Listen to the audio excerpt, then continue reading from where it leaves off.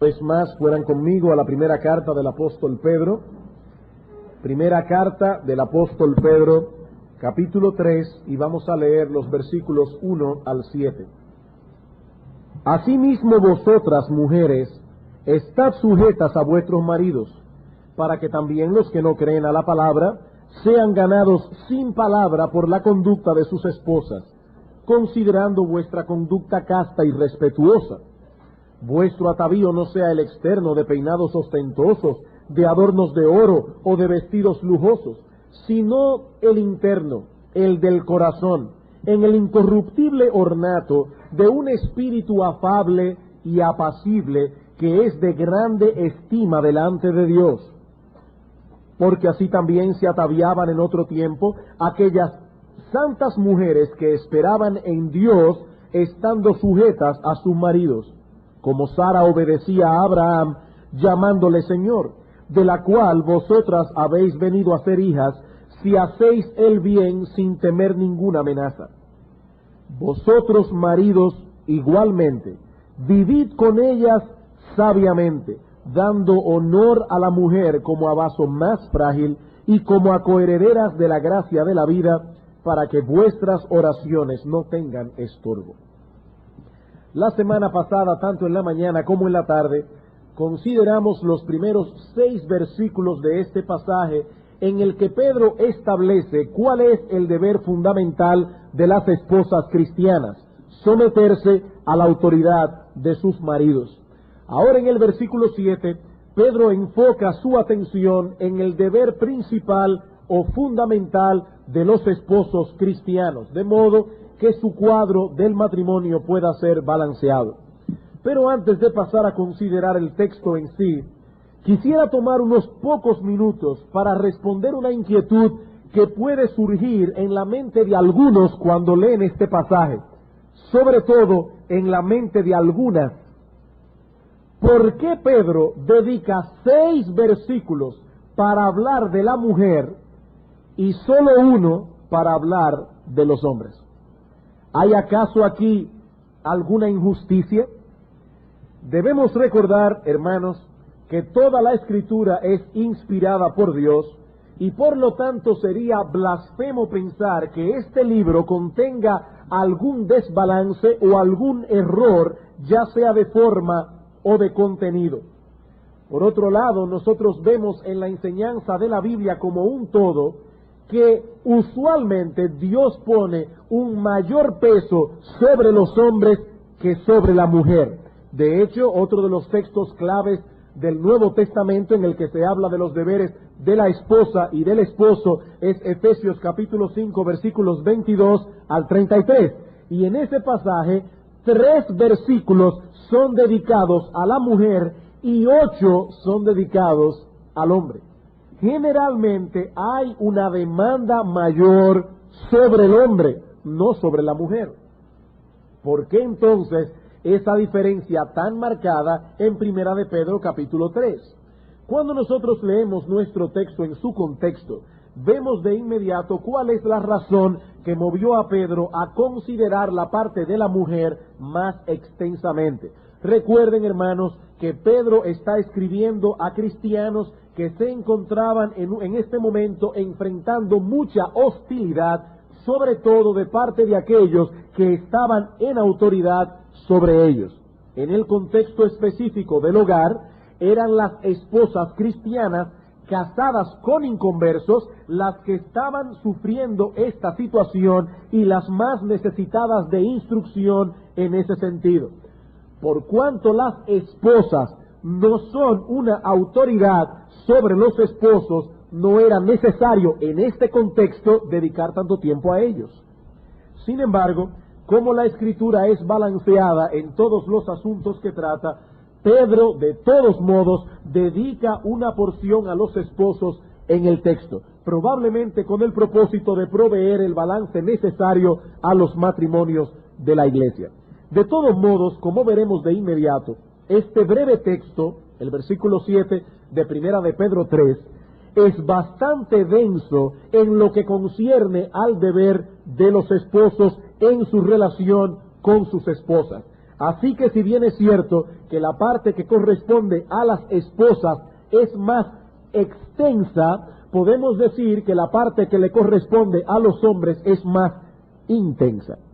Dividiremos nuestro texto en dos ideas básicas, o mejor aún, en dos deberes básicos. Y recuerdo nuevamente que este bosquejo no es original. Estoy siguiendo en esto los pasos de otro siervo de Dios. Hay dos deberes aquí que el apóstol Pedro impone sobre los esposos. En primer lugar, deben convivir con sus esposas sabiamente, y en segundo lugar, deben honrarlas.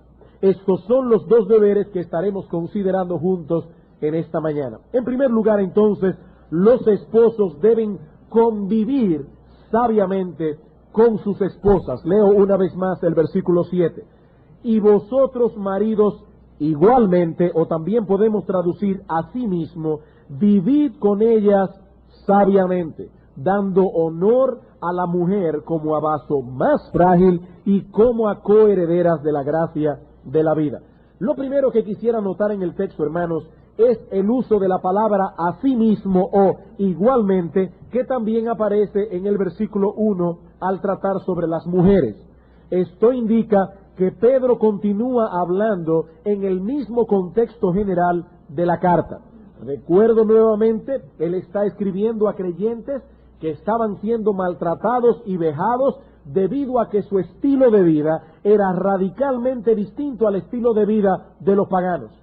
¿Cómo debían reaccionar estos hermanos en medio de tal hostilidad? Manifestando un espíritu de humildad y de mansedumbre. Primera de Pedro capítulo 3, versículo 15. Luego de haber dicho, no os amedrentéis por temor de ellos, ni os conturbéis, sino santificad a Dios el Señor en vuestros corazones y estad siempre preparados para presentar defensa con mansedumbre y reverencia ante todo el que os demande razón de la esperanza que hay en vosotros.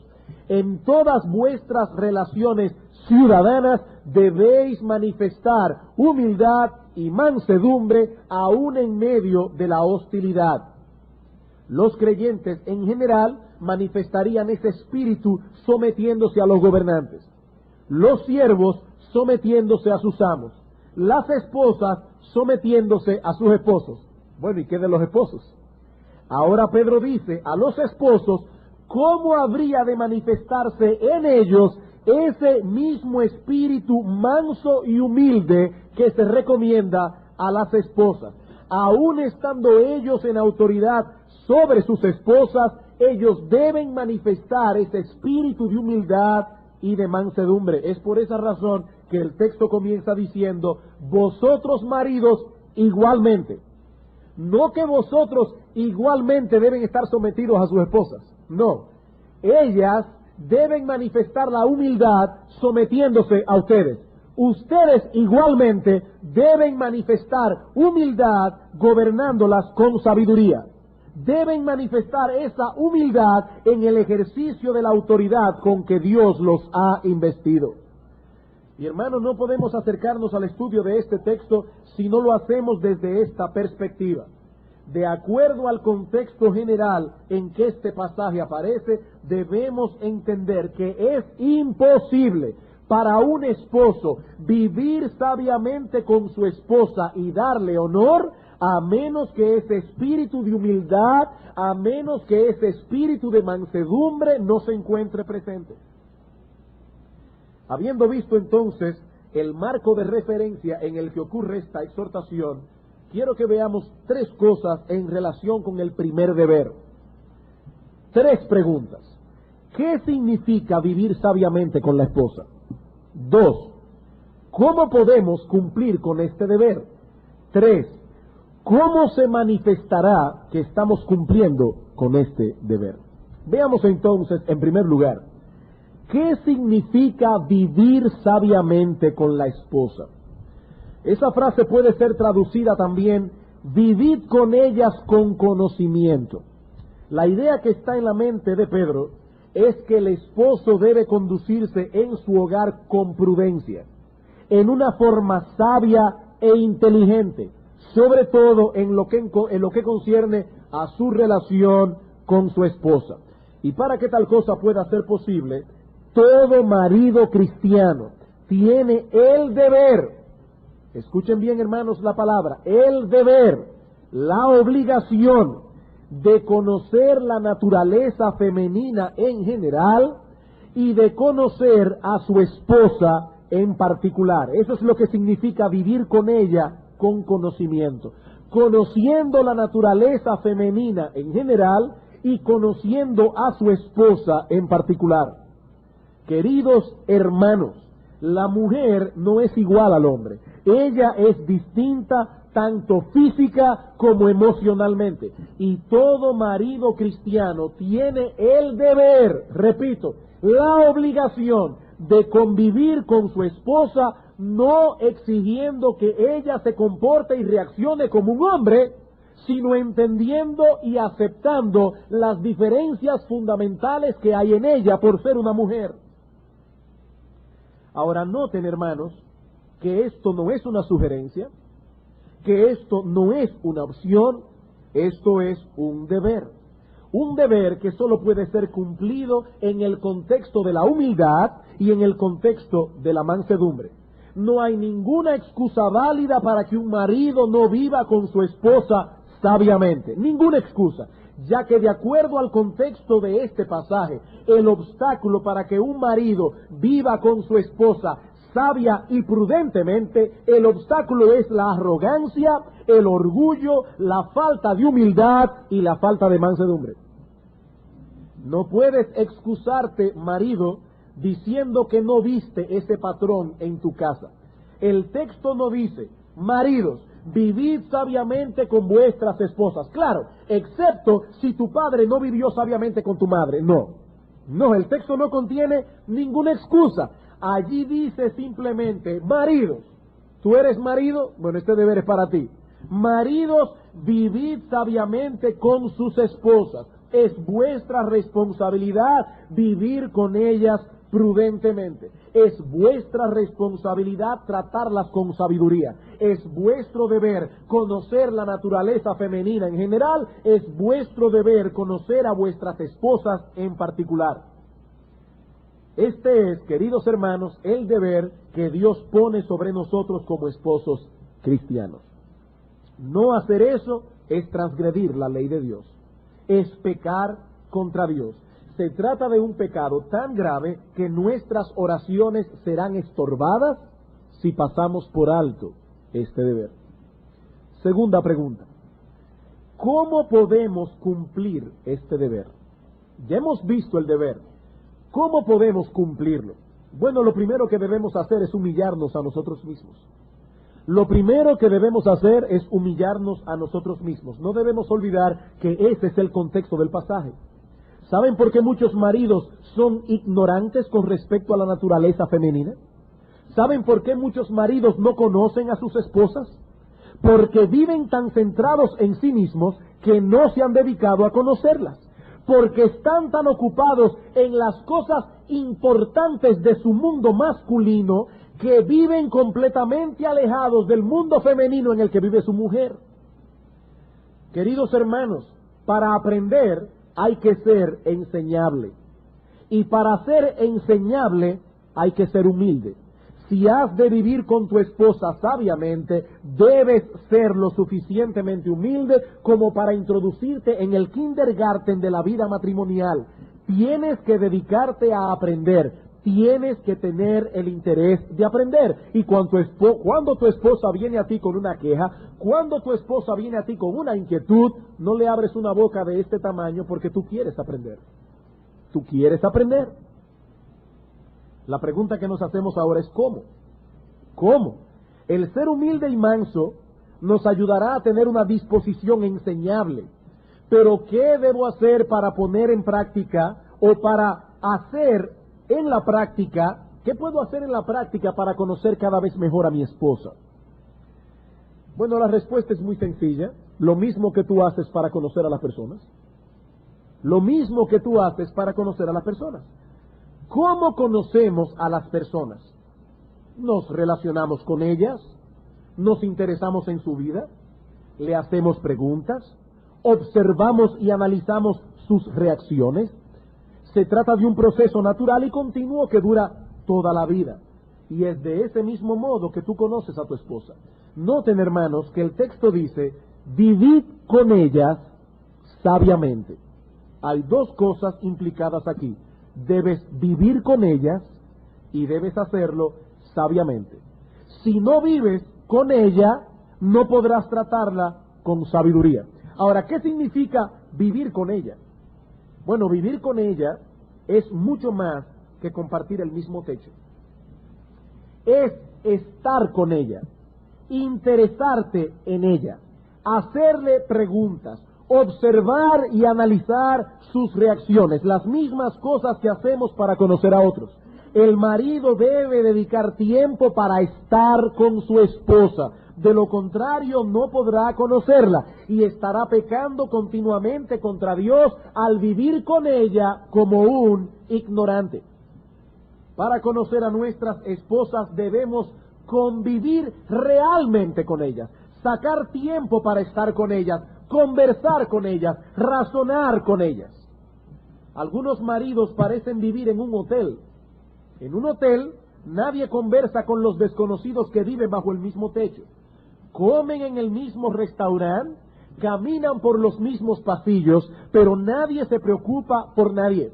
Tú no puedes decir que realmente vives con los otros huéspedes que están contigo en ese hotel. Y lo mismo podemos decir de muchos maridos que comparten la misma casa con sus esposas, el mismo techo, la misma sala, el mismo comedor, la misma habitación, pero realmente no viven con ellas. Un comentarista dice lo siguiente al respecto: convivir con la esposa es asociarse con ella como la compañera elegida del esposo y como la amiga confidente. Algunos esposos nunca consultan a sus esposas y aún permiten que ellas aprendan de terceras personas cosas que conciernen a ellos profundamente. Esto no debe ser así. Aquel que se introduce en el espíritu de la exhortación del apóstol, en medio de las ocupaciones del día, se regocijará con el pensamiento de disfrutar su comunión con ella en la tarde como el mejor respiro que pueda tener después de sus labores. Este hombre está ansioso por cerrar la oficina, este hombre está ansioso por llegar a su casa. ¿Para qué? Para estar con su esposa, para pasar tiempo con su esposa, para conversar con su esposa. Como podemos ver, el asunto no es simplemente vivir con ellas bajo el mismo techo.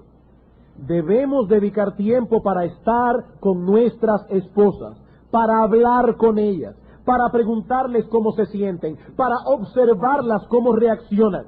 Hermano, mantén tus ojos abiertos, tus oídos abiertos cuando estás en casa. Observa a tu esposa, escucha sus razonamientos, contempla cuidadosamente sus reacciones, observa sus patrones de conducta, porque si no dedicas tiempo para conversar con tu esposa, para observarla, para pensar en ella, para razonar lo que ella es y hace, ¿sabes lo que serás? Serás un ignorante. ¿Y sabes cómo Dios ve tu ignorancia? Dios lo ve como un pecado, Dios lo ve como una maldad.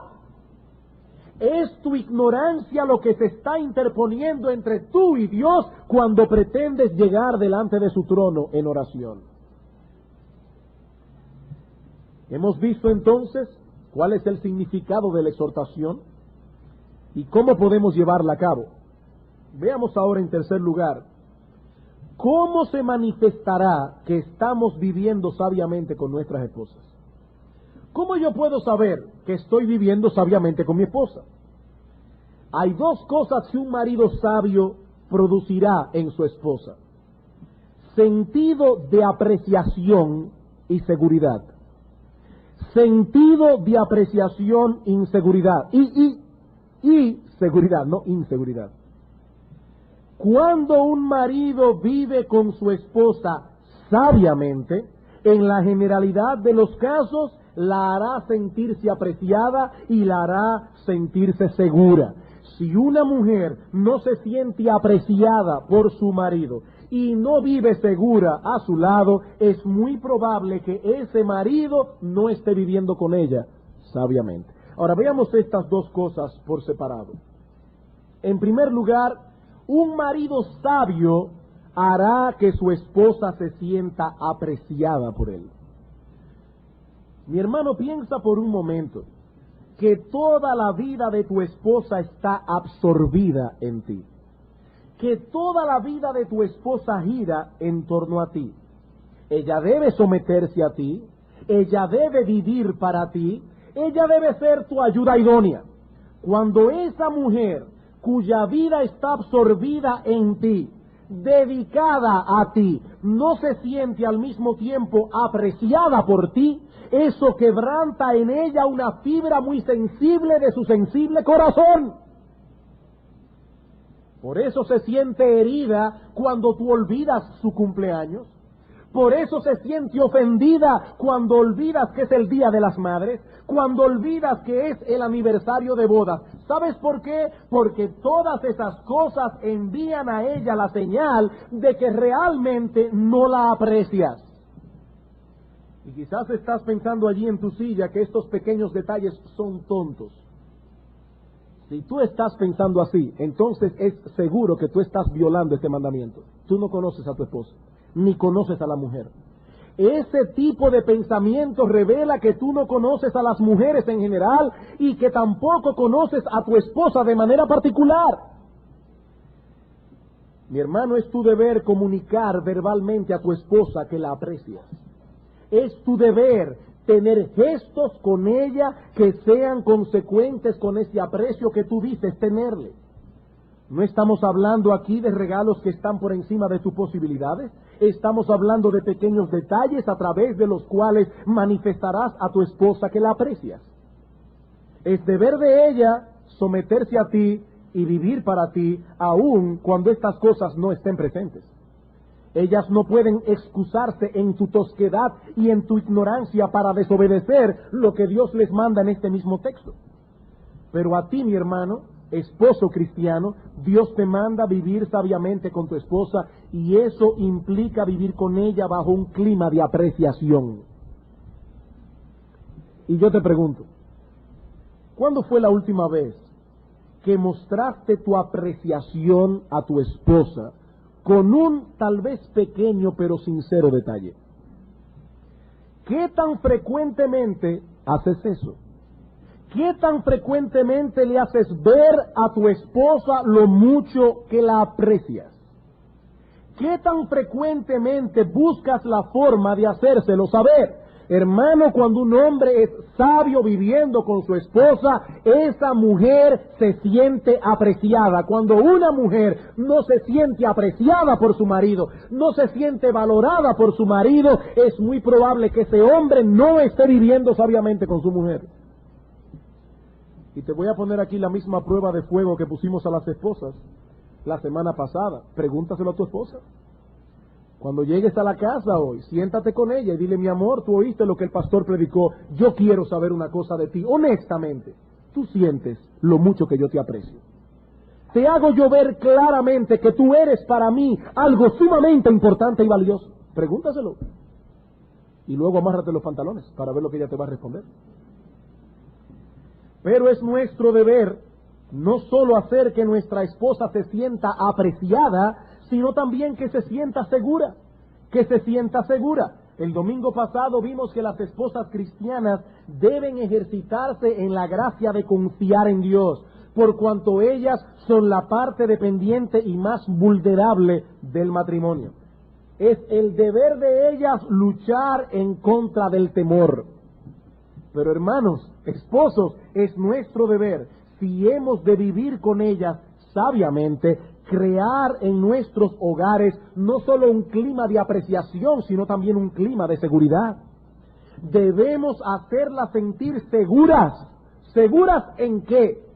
Seguras en nuestro amor, seguras en nuestra provisión, seguras en nuestra competencia para llevar hacia adelante la responsabilidad que Dios ha puesto sobre nuestros hombros, seguras incluso, amados hermanos, en nuestra sensatez y en nuestra humildad, para escuchar los consejos que ellas nos dan y aún para buscar consejos en otros cuando tal cosa sea necesaria.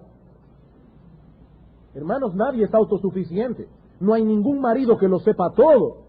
Pero cuando una mujer vive con un hombre humilde, cuando una mujer vive con un hombre sensato, que cuando tienen alguna discrepancia de opinión, escucha los argumentos de su mujer y aún es capaz de decirle: mi amor, no te preocupes, no voy a tomar ahora una decisión, me voy a retirar a orar por esto, voy a considerar seriamente los argumentos que me has dado, y si todavía no llegamos a un acuerdo, te prometo que voy a ir a alguien más sabio que yo a buscar consejo. Hermano, una mujer así, aunque su esposo no lo sepa todo, ¿vive segura?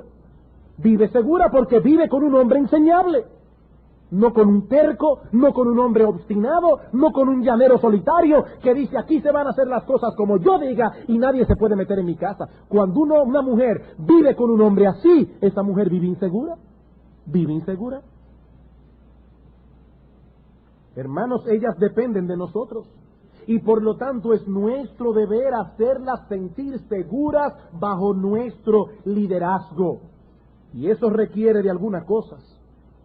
Por un lado, eso requiere de estabilidad. Una mujer no se siente segura en un hogar inestable. Tu esposa debe ver en ti a un hombre que es responsable en su trabajo. Un hombre que no se aparecerá mañana diciéndole que lo despidieron por causa de su negligencia, por causa de su irresponsabilidad. Un hombre que en un año ha tenido que cambiar varias veces de trabajo porque es un inestable.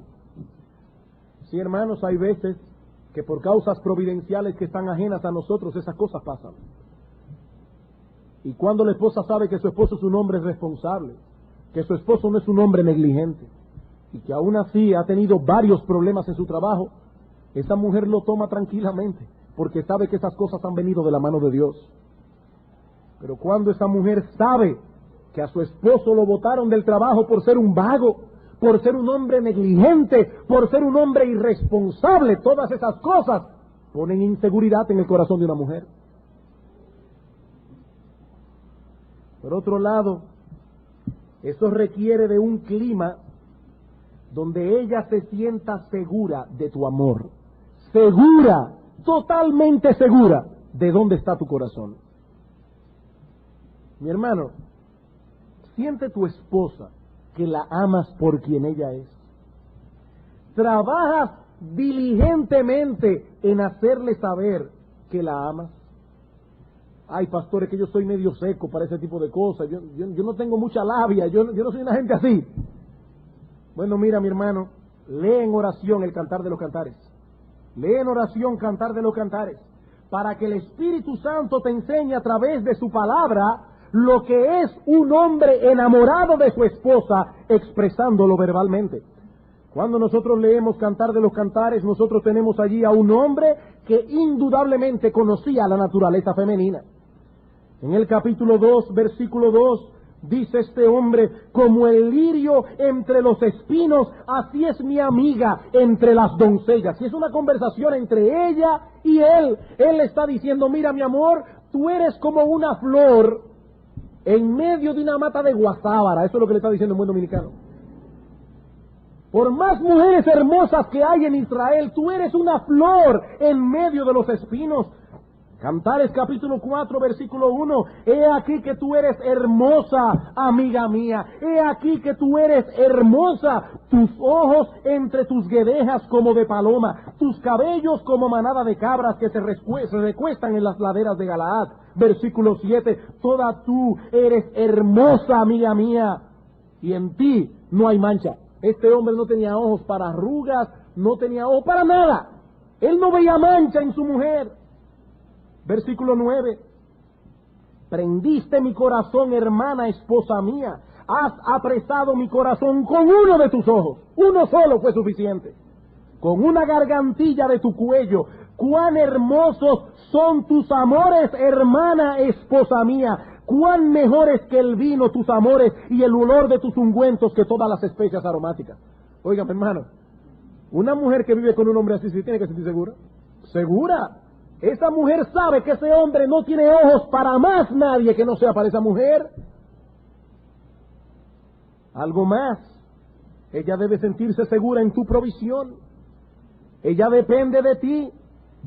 Y yo te pregunto, mi hermano, en la medida de tus posibilidades, sabemos que hay personas aquí que tienen diferentes entradas económicas, pero yo te pregunto, hermano, ¿siente ella que tú eres sensible a sus necesidades? ¿Estás atento a sus carencias, a sus lícitos deseos? ¿Y qué del futuro, mi hermano? ¿Puede ella sentirse segura en tu provisión? Porque tú eres un hombre que prevé lo que puede venir mañana y ahorras, aunque sea 5 centavos todos los meses. ¿Puede ella sentirse segura en la forma en que administras el dinero? Algo más. ¿Se siente ella segura del apoyo que le brindas en el hogar? ¿Siente ella un alivio cuando regresas del trabajo porque sabe que llegó su brazo de apoyo? ¿O más bien se sienta ella más cargada cuando tú llegas porque sabe que ha regresado el tirano que se quitará los zapatos y se sentará frente a un televisor a dar órdenes a diestra y a siniestra? ¿Cómo se siente ella cuando tú llegas a la casa? ¿Descansada o más cargada? Génesis capítulo 18, un buen ejemplo aquí. Génesis capítulo 18. Repentinamente llegan a la casa de Sara y de Abraham 3 visitas. Sabemos que era el ángel de Jehová y 2 ángeles en una antropofanía, si se puede decir así, en forma de hombre. Pero el asunto es que llegan 3 visitas. Para fines de Abraham y Sara tenían 3 hombres allí a quienes debían dar de comer. Versículo 6. Entonces Abraham, que los invitó a comer, fue deprisa a la tienda a Sara y le dijo: toma pronto 3 medidas de flor de harina, amasa y haz panes cocidos debajo del rescoldo. Y corrió Abraham a las vacas y tomó un becerro tierno y bueno y lo dio al criado, y éste se dio prisa a prepararlo. Tomó también mantequilla y leche y el becerro que había preparado y lo puso delante de ellos, y él se estuvo con ellos debajo del árbol y comieron. Abraham no se sentó y dije: mira, Sara, en lo que yo hablo aquí con estos hermanos, prepárate ahí un sancocho. No, hermanos, no.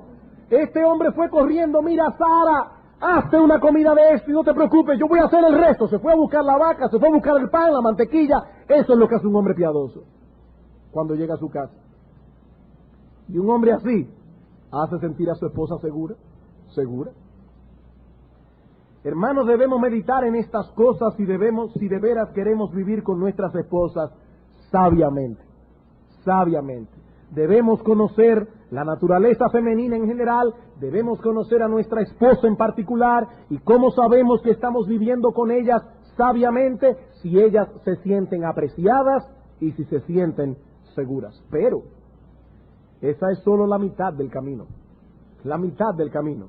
Hay otro deber en nuestro texto que los esposos cristianos deben cumplir en su relación con sus esposas.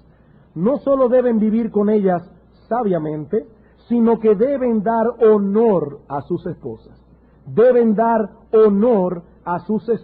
Dice Pedro: y vosotros, maridos, igualmente, vivid con ellas sabiamente, dando honor a la mujer como a vaso más frágil. Para tratar con este deber, haremos lo mismo que hicimos con el deber anterior: responder 2 preguntas bien sencillas. Noten, hermanos, que aquí no estamos hablando de cosas muy complicadas. Nadie tiene que ir a una universidad a tomar un curso de psicología. Esto es muy simple. 2 preguntas bien sencillas. ¿Qué significa dar honor a la mujer?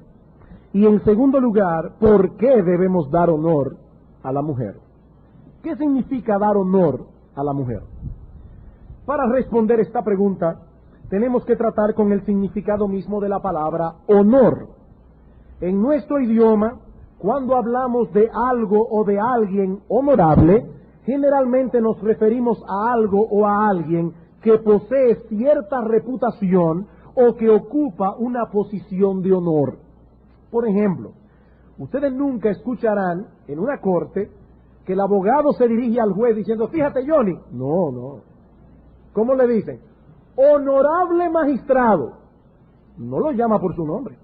Honorable magistrado. De ese modo, el abogado reconoce el lugar de honor que el juez ocupa en la corte. El significado bíblico es similar, pero mucho más rico. En el Nuevo Testamento se usa esta palabra básicamente en un contexto de valoración, en el contexto de asignar valor a una persona o cosa. Por ejemplo, esta palabra aparece en 1 Corintios capítulo 6, versículo 20, traducido de la siguiente manera: porque habéis sido comprados por precio. La misma palabra que aparece allí traducida como precio para referirse a la sangre que Cristo derramó en la cruz, es la misma palabra que aparece en 1 de Pedro 3, traducida como honor. Es decir, que en la Escritura encontramos una íntima relación entre dar honor a una persona y asignarle a tal persona su verdadero valor, su justo precio. Dar honor a alguien es reconocer el inmenso valor que posee, reconocer que su precio es inmensamente alto. Cuando Pedro dice de Cristo, en 1 de Pedro capítulo 2, versículo 7, que Él es precioso a los ojos de aquellos que creen en Él usa exactamente la misma palabra. Cristo para el mundo es una piedra de tropiezo. Para vosotros los que creéis, Él es precioso. Él es inmensamente valioso.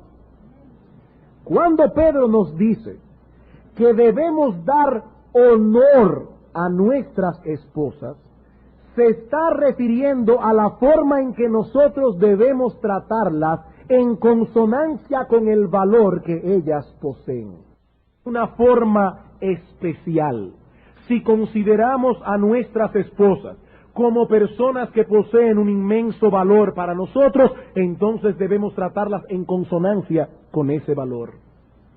Por lo tanto, lo primero que debemos hacer para cumplir con este mandamiento es estimar a nuestras esposas como un regalo que Dios nos ha dado, como un regalo que ha venido del cielo y que posee un inmenso valor. Ella es nuestra más preciada joya. Ella es la más grande de las bendiciones que se nos ha concedido. Cuando tenemos posesiones que nosotros consideramos muy valiosas, las tratamos con mucho cuidado y con mucha delicadeza. No queremos que nuestras posesiones más valiosas sean dañadas o que se vayan a perder, y por eso las cuidamos con más esmeros. Las protegemos en una forma particular y especial. La Biblia dice que donde esté tu tesoro, allí estará tu corazón. Allí estará tu corazón. Por esa razón, el cuidado que dispensamos a las cosas refleja cuál es nuestra verdadera escala de valores. Mi hermano, no es lo que digan tus labios, es la forma en que tú te conduces. Es la forma en que tú te conduces, no es lo que digan tus labios. Nosotros tenemos el caso de muchas mujeres cuyas posibilidades económicas les permite quedarse en casa criando a sus hijos, moldeando su carácter, ocupándose de ellos, pero prefieren asignarles una niñera que los cuide para ellas poder tener más tiempo para sí mismas. Ahora, pregunten a esas madres si ellas estarían dispuestas a dar a esas mismas personas que laboran en sus casas o al jardinero una copia de la llave del armario donde guardan sus joyas. No creo que necesita respuesta a esa pregunta. No permiten que esas personas se acerquen a sus joyas, pero al mismo tiempo ponen en sus manos la vida y el alma de sus hijos. Y si preguntan a esas mismas mujeres cuáles son sus posesiones más valiosas, probablemente, seguramente dirán que son sus hijos. Una cosa es lo que dicen con sus bocas, otra cosa es lo que están haciendo en realidad. No, la posesión más valiosa de esta mujer es la joya que tiene guardada en una caja fuerte que no permite que nadie toque. Porque ella guarda más esa joya que a sus propios hijos. Y eso es lo que revela su verdadera escala de valores, no lo que diga con sus labios. No lo que diga con sus labios. Bueno, de igual manera, lo mismo pasa con muchos hombres. Lo mismo pasa con muchos hombres. Hay hombres que son labiosos. Y que si usted se lleva de lo que dice, cualquiera diría que esa mujer es una reina. Pero quizás su esposa se contentaría solamente con que él la tratara como él trata su carro. Si él la tratara a ella solo como él trata su carro, ella se sentiría feliz y realizada porque ellos dedican más atención y más esmero al cuidado de su carro o al cuidado de muchas otras de sus posesiones que el cuidado que tienen para con sus esposas. Y ahora yo te pregunto, mi hermano, ¿cuál es tu más valiosa posesión terrenal? Porque lo que Dios nos enseña en su palabra es que la posesión terrenal, porque la posesión más valiosa que tenemos es Cristo y la salvación, pero la posesión terrenal más valiosa que nosotros tenemos son nuestras esposas. Eso es lo que dice la palabra de Dios. Ninguna otra cosa puede tomar ese lugar en nuestra escala de valores. Y ahora yo te pregunto, ¿siente tu esposa que ella posee ese lugar en tu escala de valores? Ahora noten, hermanos, que la pregunta no es si tu esposa percibe que ella es útil para ti. No, eso no es lo que yo estoy preguntando. Una cosa puede ser útil, pero no necesariamente valiosa. Ustedes saben lo útil que es una caja de fósforo. ¿Y cuánto cuesta una caja de fósforo? No, el asunto no es si tu esposa te es útil o si tú agradeces sus servicios. La pregunta es, ¿percibe tu esposa el inmenso valor, no utilidad, el inmenso valor que ella tiene para ti? En tu escala de valores en lo que respecta a tus posesiones terrenales, ¿qué es lo que está ocupando tu primer lugar? Si es tu esposa, hermano, damos gracias al Señor por ello. Si no, en el nombre de Dios, te hacemos un llamado en esta mañana a arrepentirte de ese grave pecado que está bloqueando tu comunión con Dios. Te llamamos en esta mañana, en el nombre de Dios, a arrepentirte de tu pecado y a poner las cosas en su lugar. Ninguna cosa terrenal puede estar por encima de nuestra esposa. Ese no es el plan de Dios, ese no es el diseño de Dios, esa no es la voluntad de Dios. Segunda pregunta. ¿Y por qué debemos dar honor a nuestras esposas? ¿Qué es lo que hace a nuestras esposas dignas de un trato preferencial? Pedro enfoca aquí en nuestro texto dos características de la identidad femenina que nos obligan a mostrarle ese honor. En primer lugar, porque ella es el vaso más frágil. Porque ella es el vaso más frágil. Vosotros, maridos, igualmente dando honor a la mujer como a vaso más frágil. La palabra vaso es usada aquí en referencia a la constitución de la mujer tal como Dios la diseñó. El apóstol Pablo usa esta palabra en una forma similar cuando afirma en 2 Corintios 4:7 que nosotros los que ministramos el Evangelio tenemos este tesoro en vasos de barro para que la excelencia del poder sea de Dios y no nuestra. Tanto el hombre como la mujer son de contextura frágil, de contextura débil, pero lo que enseña nuestro texto es que la mujer es la más débil. Y precisamente por ser la más débil, debe ser tratada con más cuidado, con más ternura. Ambos son débiles, pero ella es más débil, más frágil. Cuando usted ve una caja que dice, cuidado, objeto frágil, bueno, ya usted sabe que debe tratarlo con mucha ternura y cuidado porque se puede quebrar con facilidad. Bueno, de igual manera, las mujeres vinieron de fábrica con un letrero que dice, cuidado hombres, cuidado, objeto frágil, objeto frágil. Ahora, noten algo interesante, hermanos. Generalmente, las cosas más frágiles son también las más valiosas.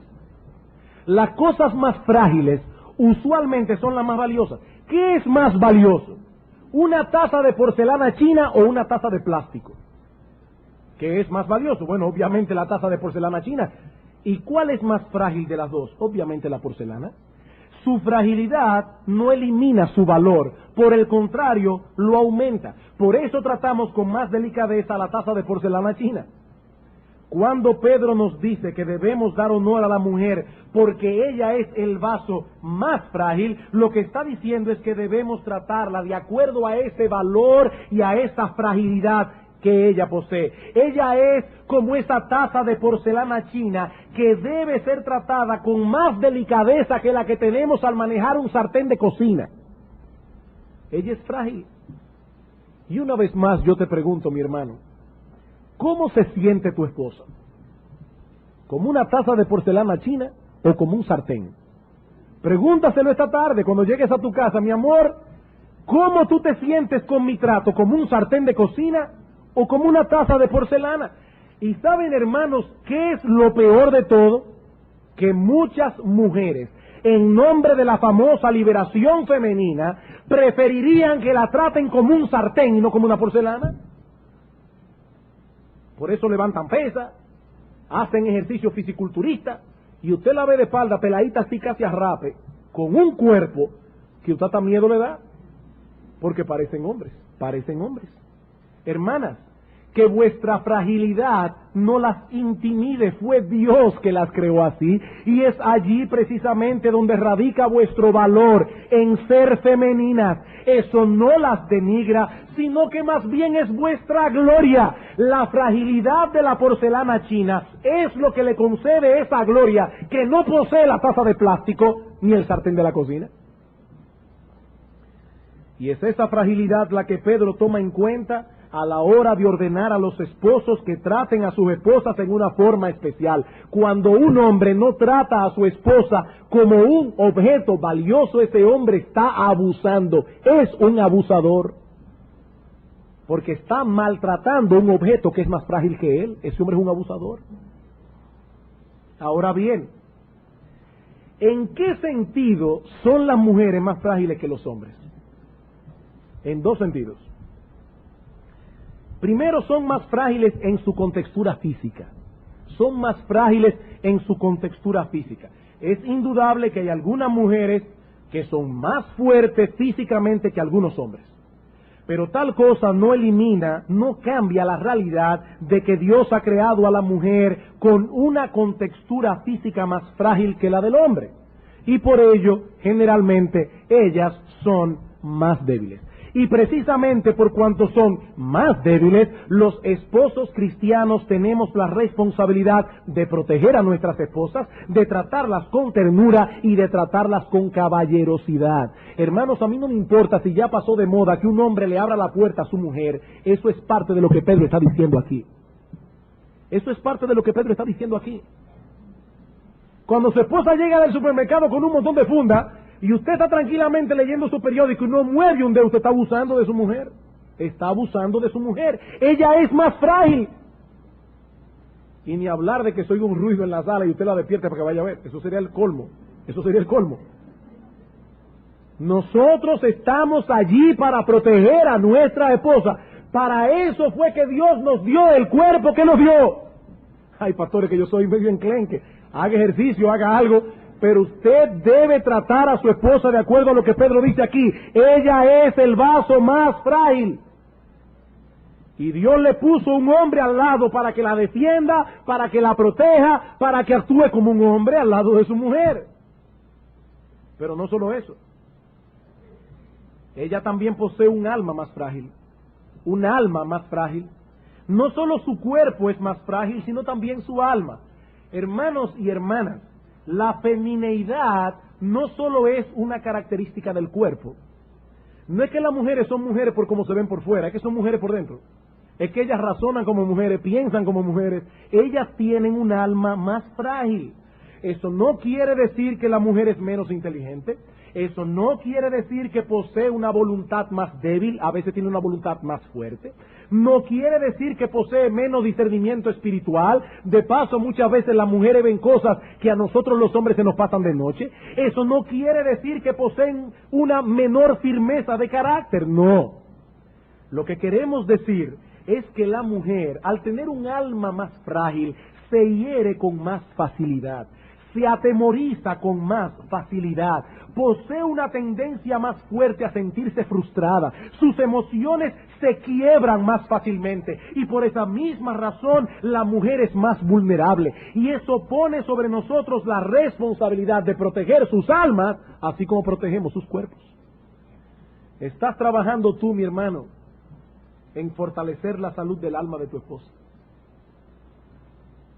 ¿Te preocupas por saber si ella posee una comprensión adecuada de la verdad de Dios? ¿Estás ayudándola en su lucha diaria contra Satanás? ¿Te preocupas por conocer cuál es el estado real de su alma? ¿Por saber cómo está ella lidiando con el hastío que produce el trabajo en el hogar? Hermanos, el trabajo en el hogar produce hastío. Los mismos pañales que se la ponen, ya no hay pañales, ya son desechables, pero los mismos trastos que se lavan hoy se van a lavar mañana y pasado mañana, y la misma ropa, todo es igual. Todo es igual. Y a nuestras mujeres no le suben el sueldo, no la promueven, siempre son amas de casa. Hermanos, eso produce hastío. ¿Sabes tú cómo está tu esposa lidiando con ese hastío? Estás esforzándote por desarrollar tu propia vida espiritual y tu conocimiento bíblico para poder cuidar el alma de tu esposa como Dios ordena en su palabra. Recuerden 1 Corintios 14:35 que veíamos en la escuela dominical. ¿Quieren saber algo? Pregúntenle a su marido. Pero en segundo lugar, hay otra razón en el texto. Debemos darle un trato especial porque ella es coheredera de la gracia de la vida. Y claro, estamos presuponiendo un hogar donde ambos son creyentes, o por lo menos la mujer lo es. Ella es coheredera de la gracia de la vida. Cuando Pedro menciona aquí la gracia de la vida, está haciendo mención de la vida eterna que Dios nos ha concedido por gracia. En el trato con nuestras esposas, no solo debemos tomar en consideración que ellas son el vaso más frágil, ahora Pedro nos dice que debemos tomar en consideración que ellas son hijas del Dios Todopoderoso, coherederas con Cristo, y nuestro trato para con ellas debe reflejar esa realidad. Cuando abusamos de nuestra autoridad y dejamos de tratar a nuestras esposas con una consideración especial, no solo estamos maltratando a una hija del Dios Todopoderoso, sino que lo estamos haciendo en su misma cara. Mi hermano, ¿cómo te sentirías tú si en el día de mañana una de tus hijas se casa con un abusador? Y tú vas a la casa de ese individuo y ves cómo él trata y maltrata a tu hija. Bueno, ¿cómo crees tú que se siente Dios, como Padre Celestial que es, cuando Él te ve a ti maltratando a una de sus hijas? ¿Cómo tú crees que se siente Dios? Por eso que el texto dice, vuestras oraciones tendrán estorbo. En los estudios anteriores, cuando consideramos la parte que corresponde a la mujer, veíamos que la falta de sumisión en la mujer revela en ellas falta de piedad y de temor a Dios. Bueno, lo mismo podemos decir de los esposos cristianos. En la misma medida en que crece la piedad y el temor de Dios en un esposo cristiano, en esa misma medida crecerá su consideración hacia su mujer. En esa misma medida es proporcional. Habiendo ya considerado lo que significa convivir sabiamente con nuestras esposas y lo que significa darle honor, veamos ahora el motivo final que Pedro señala aquí. Vosotros maridos igualmente vivid con ellas sabiamente, dando honor a la mujer como a vaso más frágil y como a coherederas de la gracia de la vida. ¿Para qué? Para que vuestras oraciones no tengan estorbo. Para que vuestras oraciones no tengan estorbo.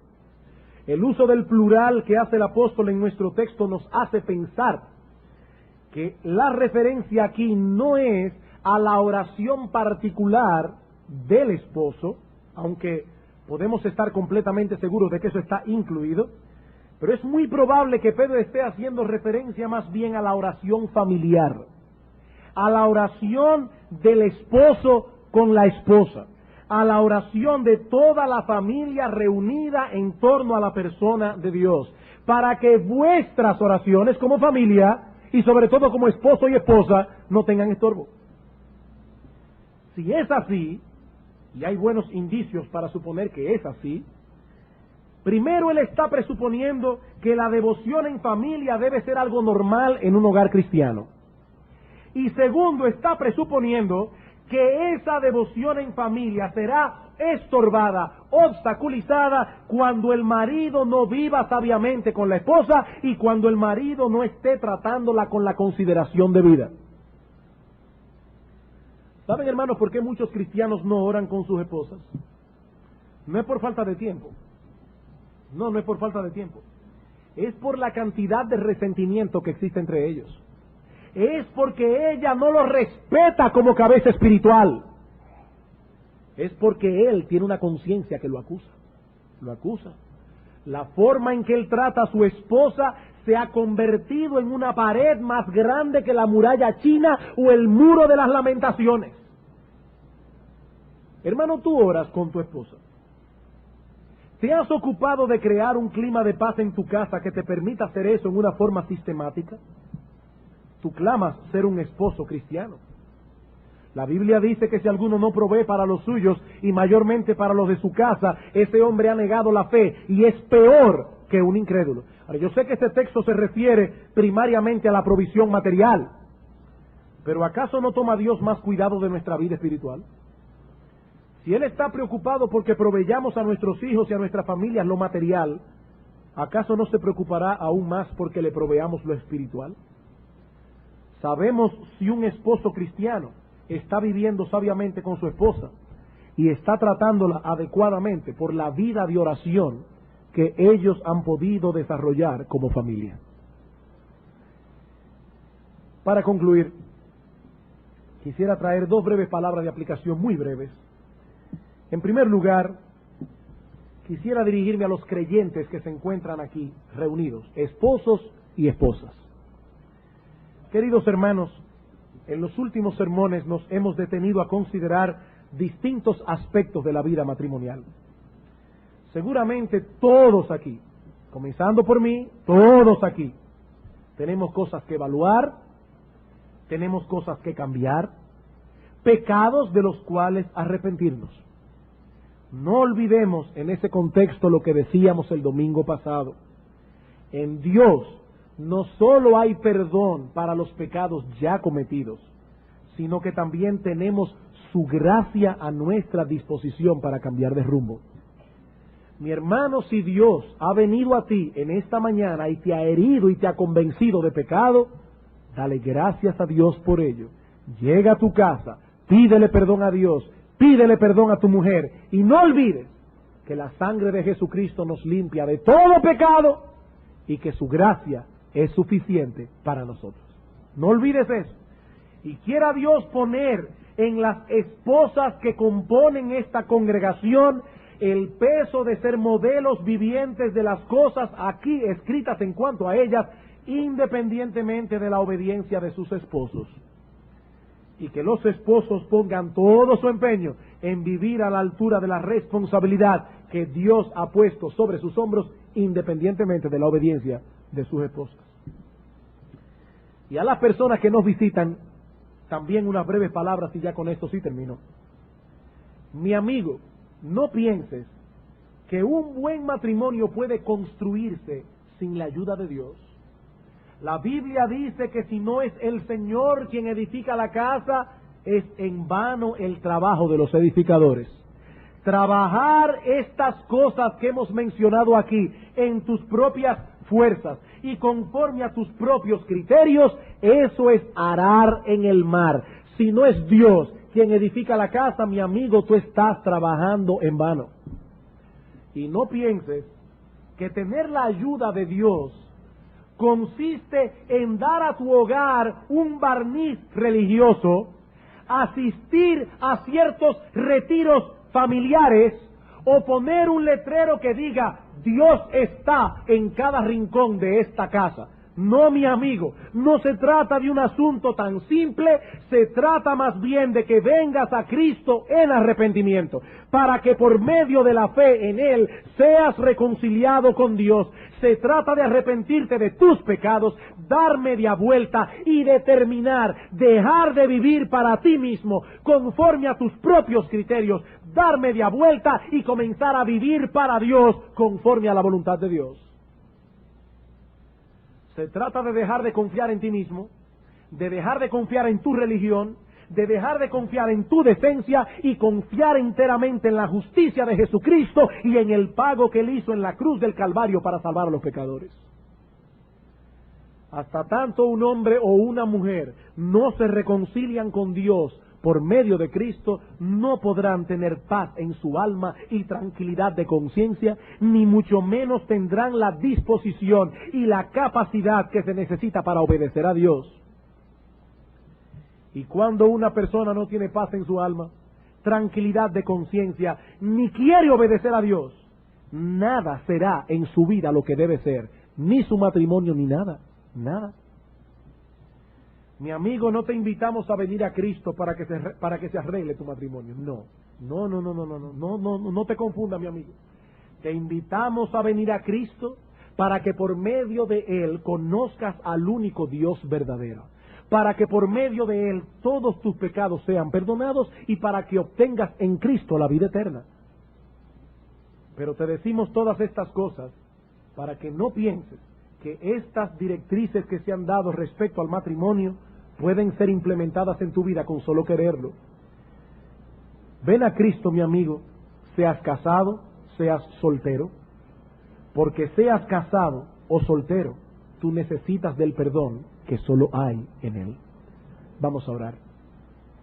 Tu palabra ha sido expuesta, oh Señor, y en estos últimos domingos hemos estado hablando específicamente del matrimonio. Padre, nosotros suplicamos, imploramos una bendición especial por cada una de las familias que componen Iglesia Bíblica del Señor Jesucristo.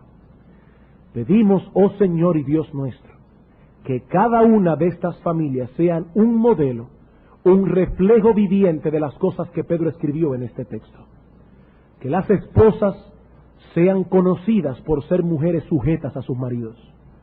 Que los esposos sean reconocidos por el trato que dan a sus esposas, porque viven con ellas sabiamente, porque la tratan con un trato especial conforme al valor inmenso que ellas poseen. Pero pedimos, oh Señor, igualmente, por todas aquellas personas que están aquí sin Cristo. Oh Padre, que la gracia de tu Espíritu obre en ellos, y que esa misma convicción de pecado que tu Espíritu haya podido producir en sus corazones, al escuchar estas cosas acerca del matrimonio, que esa misma convicción de pecado se extienda a otras áreas de su vida, y que ellos entiendan que han vivido su vida completa alejados de ti. Oh Padre, pero que al mismo tiempo entiendan que en Cristo hay perdón. Te pedimos, Señor, llama a algunos aquí al arrepentimiento. Te lo suplicamos en el precioso nombre de nuestro gran Dios y Salvador Jesucristo. Amén.